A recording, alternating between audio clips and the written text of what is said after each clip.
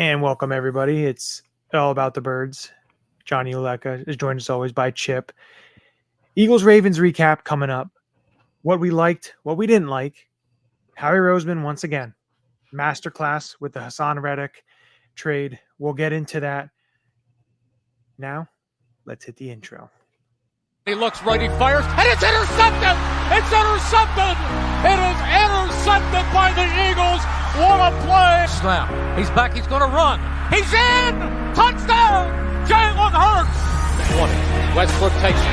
Looks for running back. Up to the 25, the 30, to the 35-40, 45 midfield, 45-40, 45-40. Brian Westbrook! He's going! He's gone! Touchdown! 15-10! The Eagles win! The Eagles win! The Eagles win!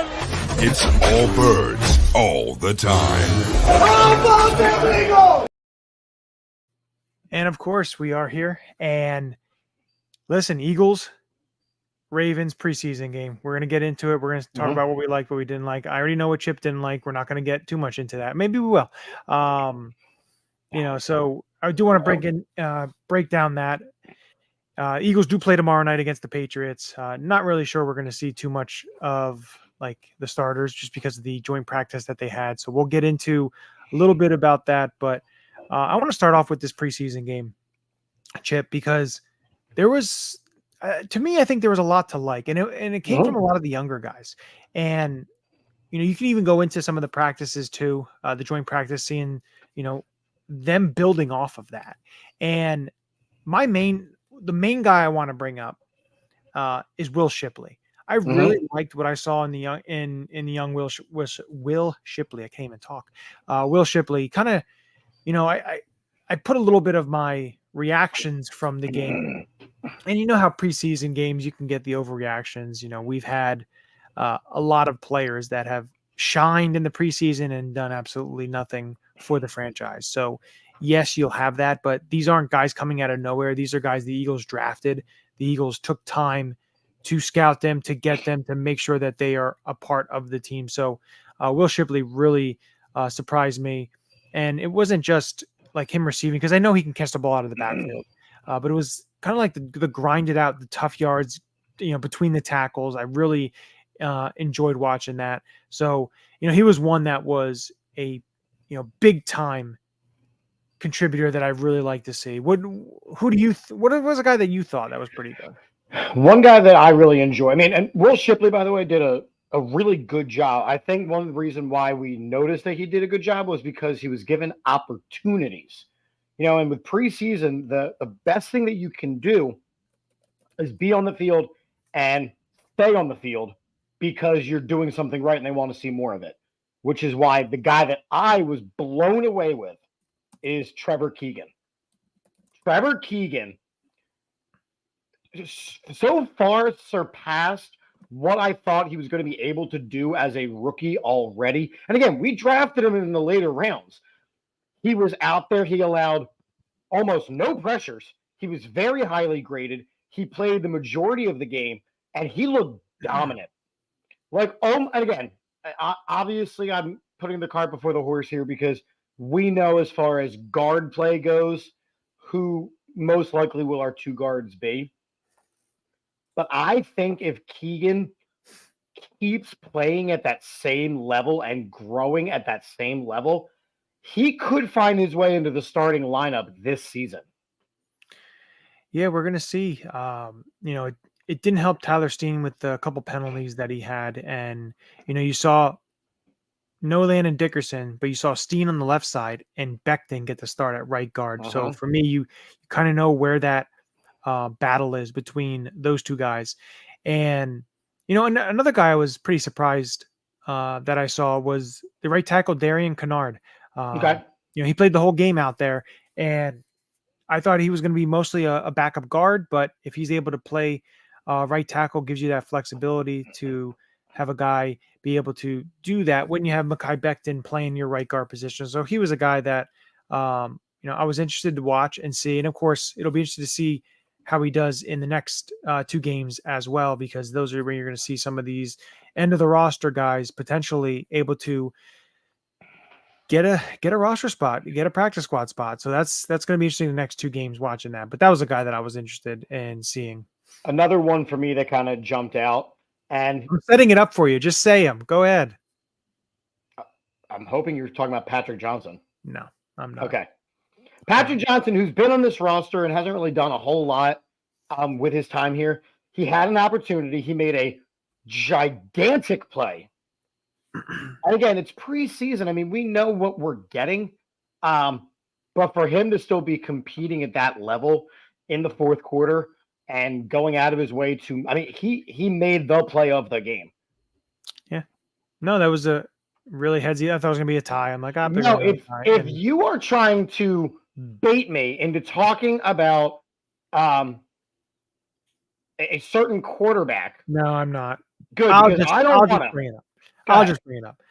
Another guy I was very surprised and very happy to see, have a really good game was Jeremiah Trotter Jr. Oh yeah, sorry.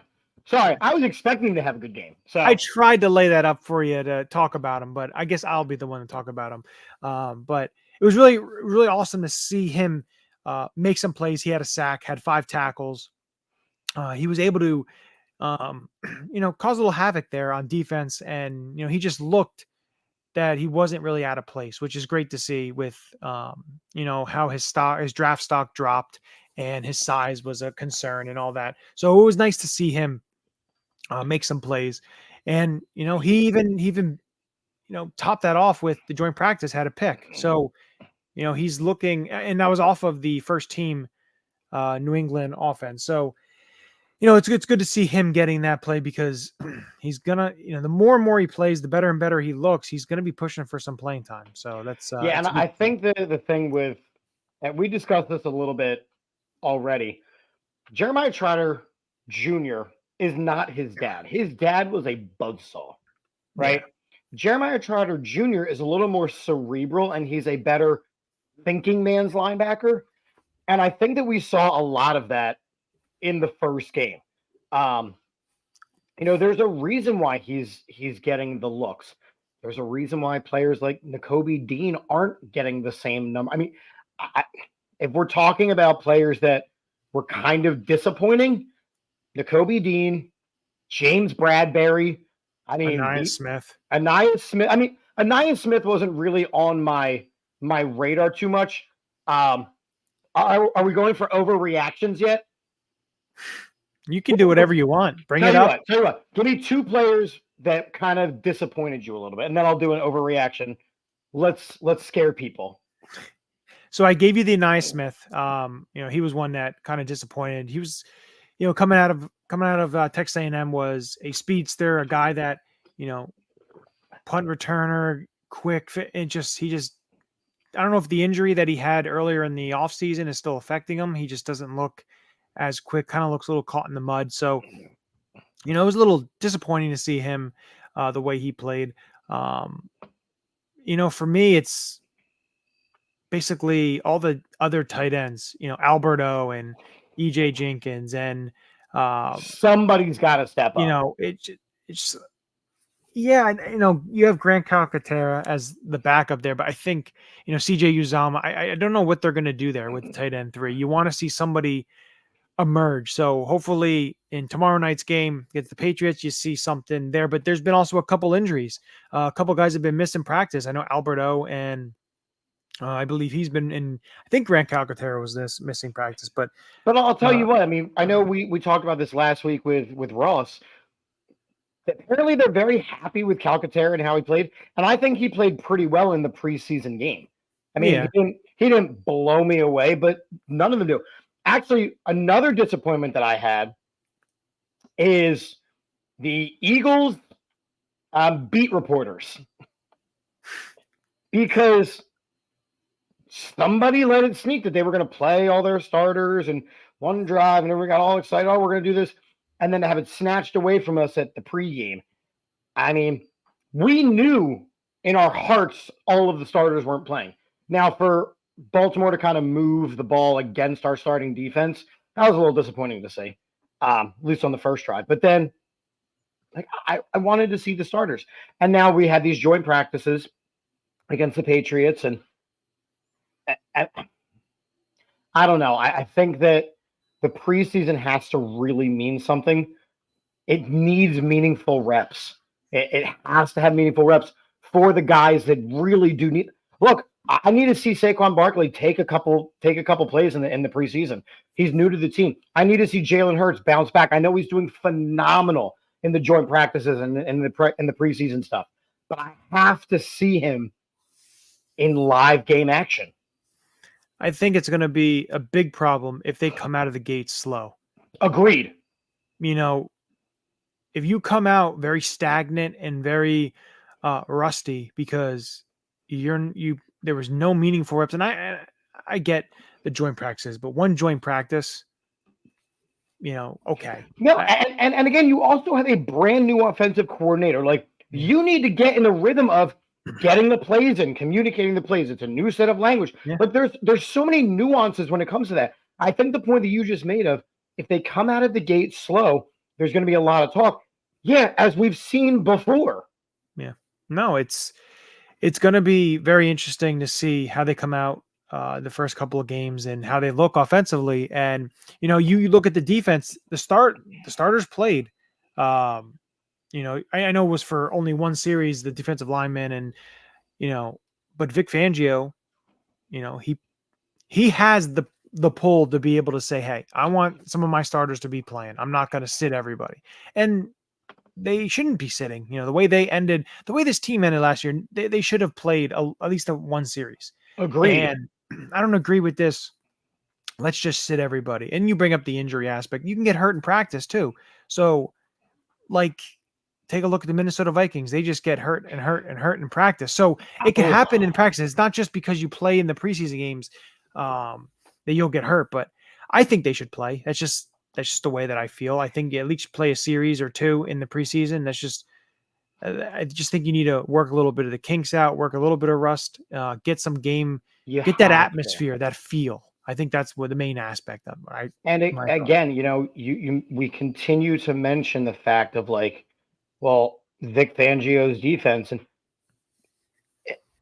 they look hungry, which is phenomenal.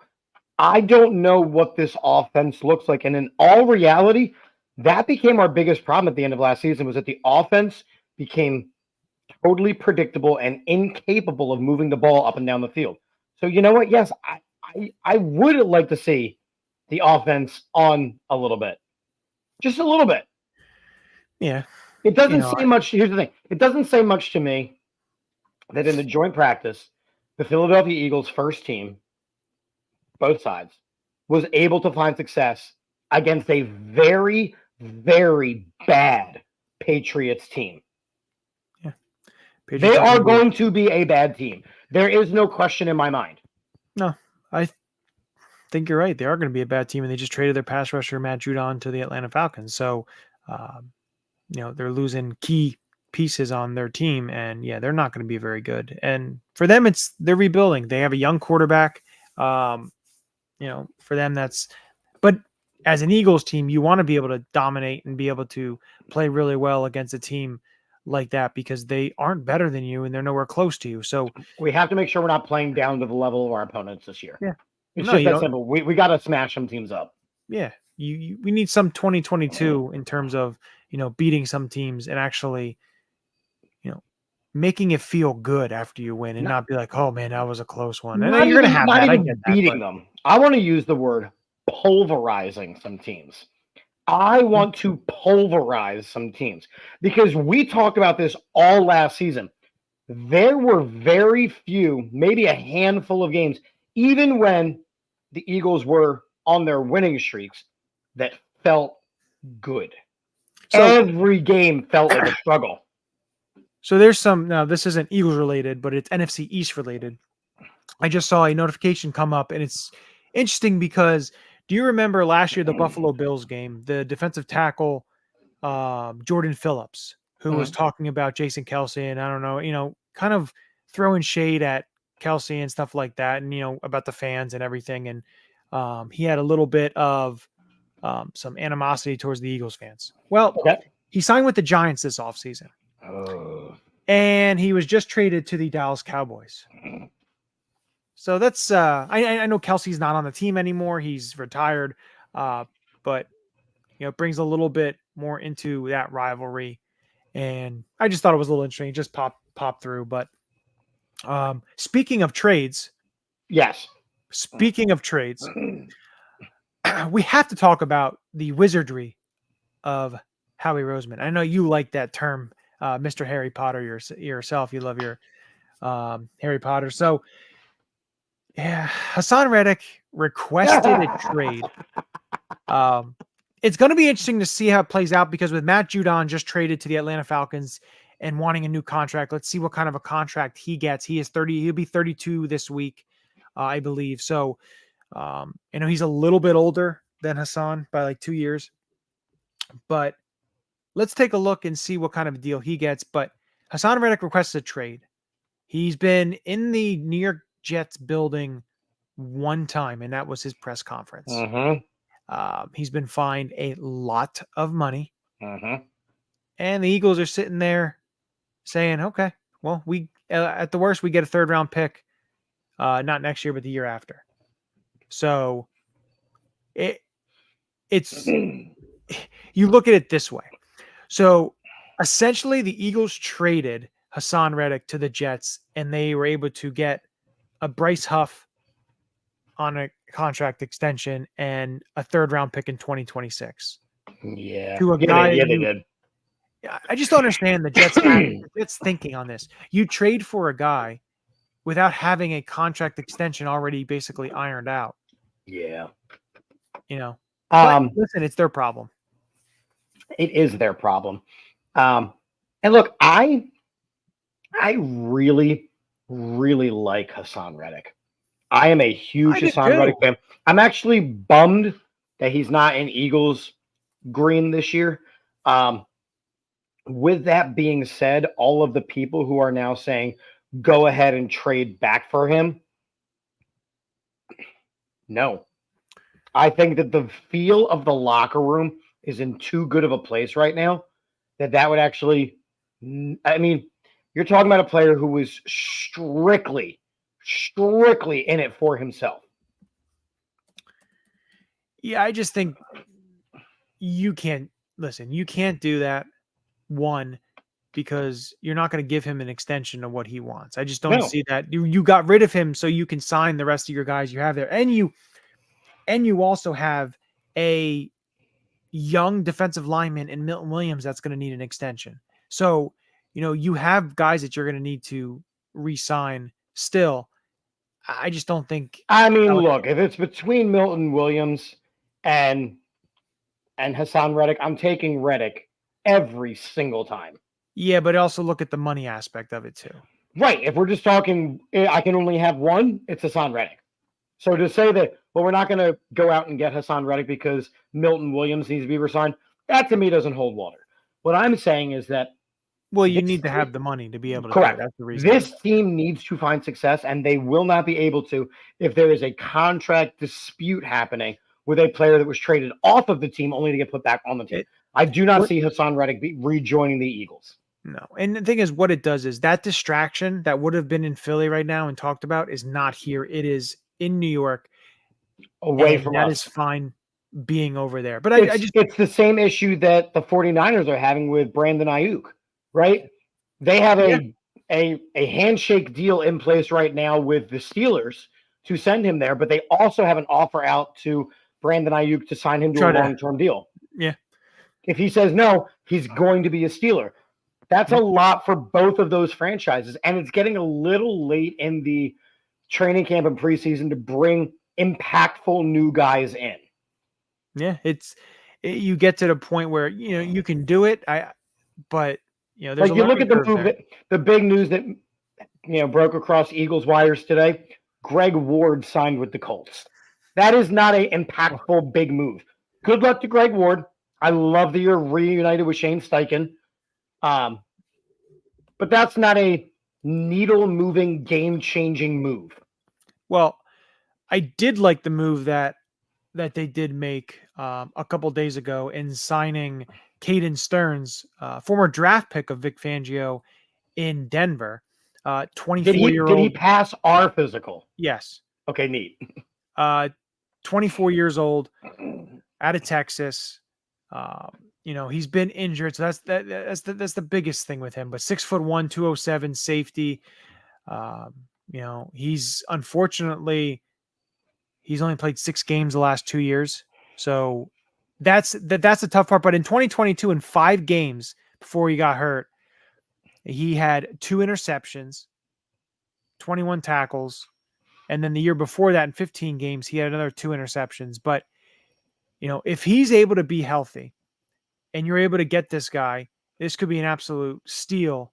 And again, that's why I bring it up, the wizardry of Howie Roseman being able to scoop up a guy. Everyone clamored for Justin Simmons. I get that. And, would it be great to have him? Absolutely. But the money that you have to dish up for him, for a guy that you get a guy like Caden Stearns, who Fangio drafted, and he's played in Fangio's system.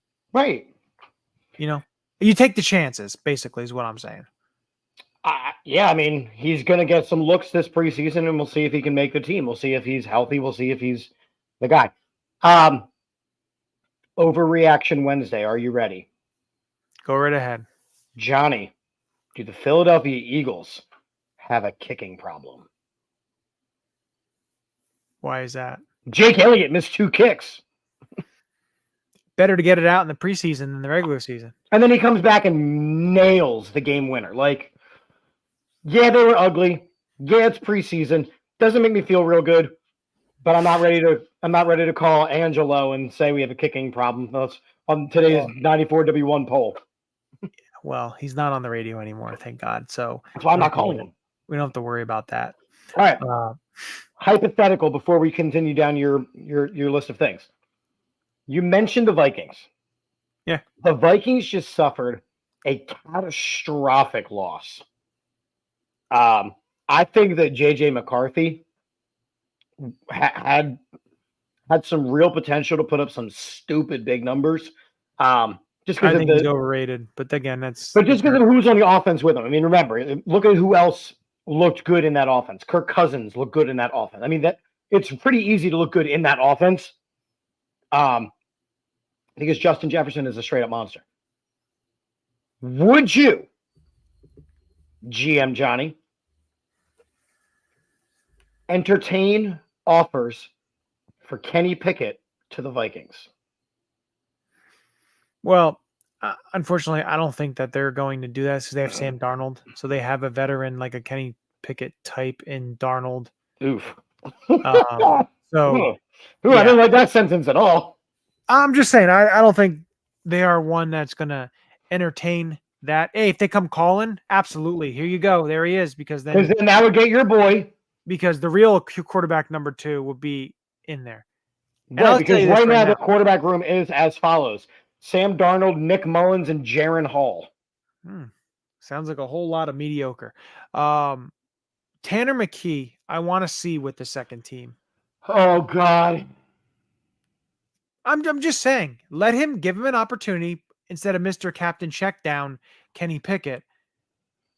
Let me see Tanner McKee with the second team, because the amount of drops that I had to watch, it was so bad. And here's the thing, I'm not even blaming. Just saying. I'm not even blaming Tanner McKee. I think that Tanner McKee looked just about as mediocre as I expected him to, which only made him look worse when the drops happened. I don't hold the drops against him. I just wasn't – my socks were firmly on watching him play. Well, I'm telling you right now, he's better than Kenny Pickett, and I'll keep saying that. Yeah, everybody's better than Kenny Pickett. The Eagles do not have a quality number 2 quarterback. Well, they do have a number 2 quarterback. He's just playing number 3. Yeah, and we didn't see Will Greer at all. Well, you'll see him probably in the next 2, so yeah. So we don't have to really worry about him, and he's just the camp body. He'll probably end up on the practice squad as just that emergency. Yeah, emergency 4, yeah. Yeah, basically. But no, it's going to be interesting, and they play New England again.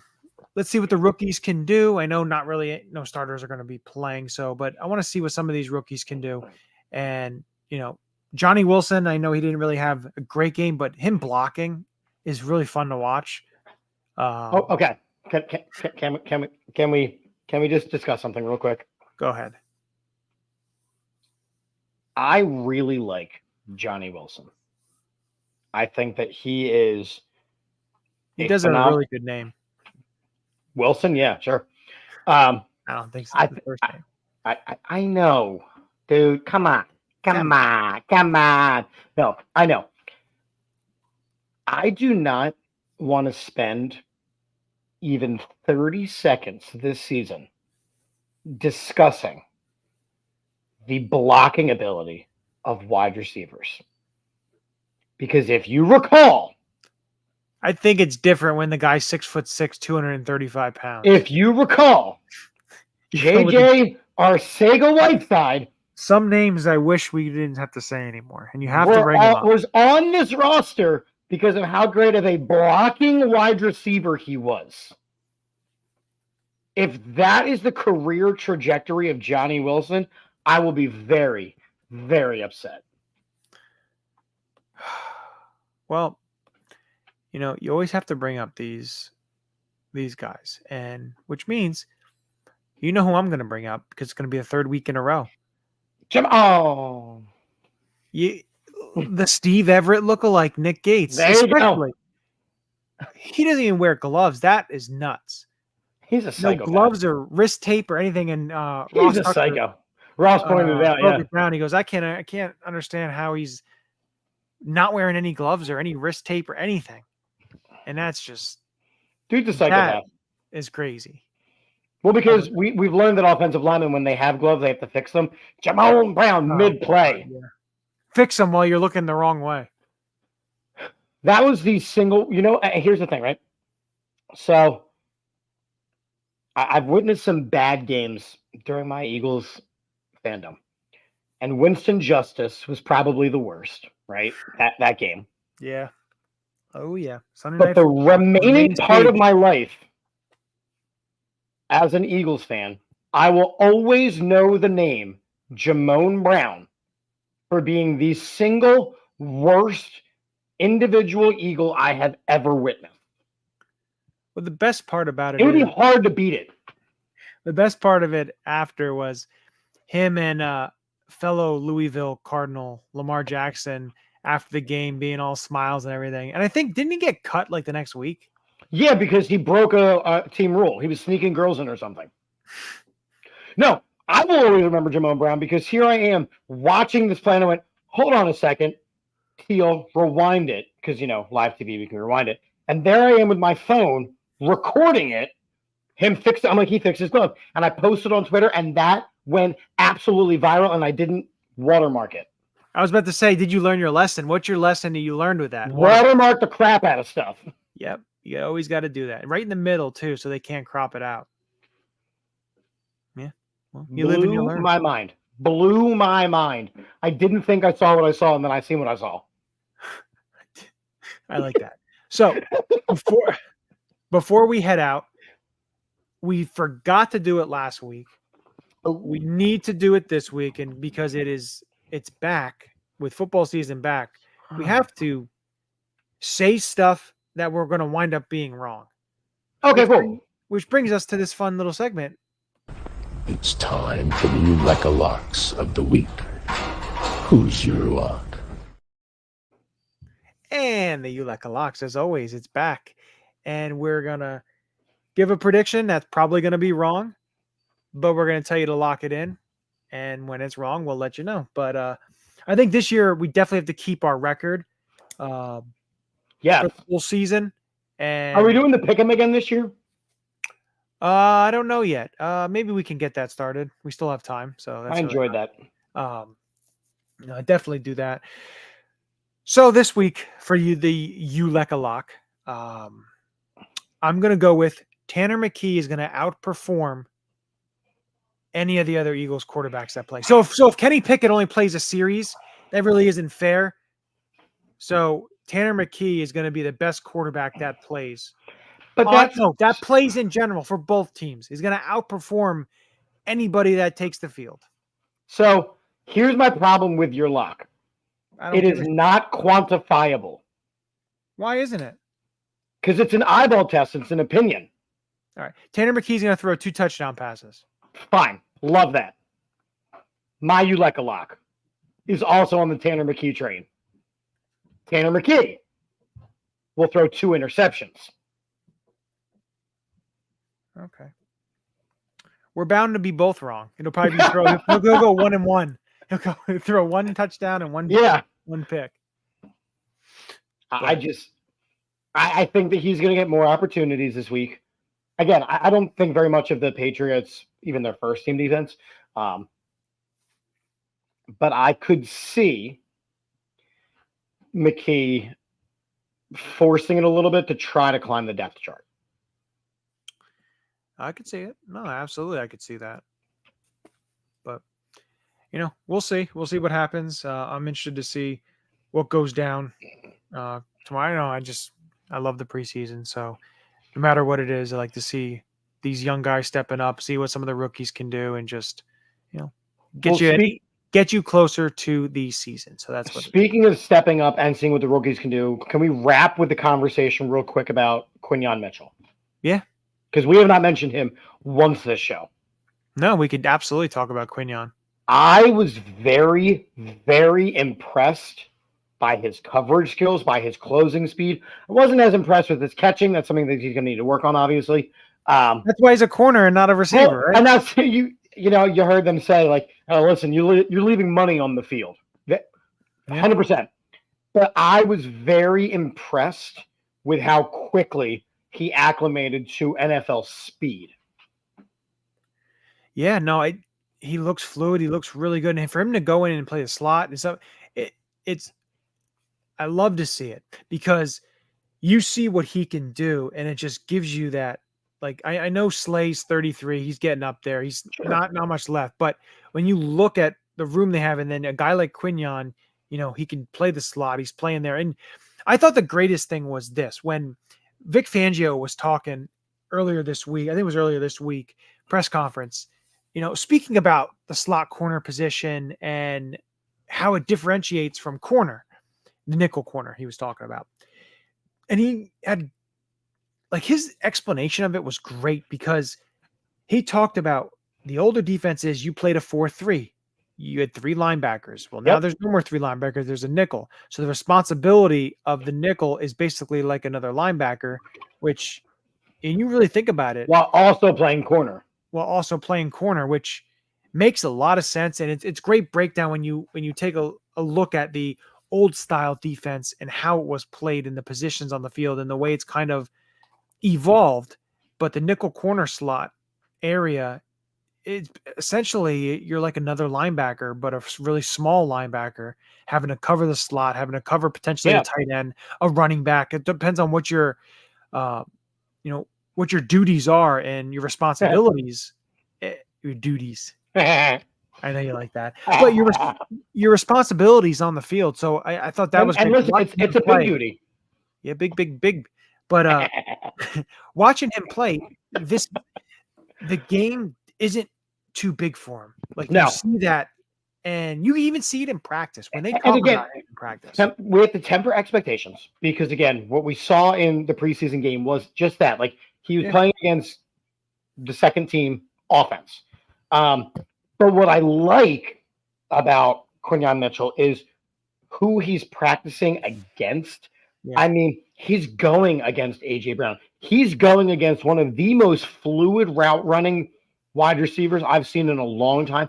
Devontae Smith looks next level so far this season.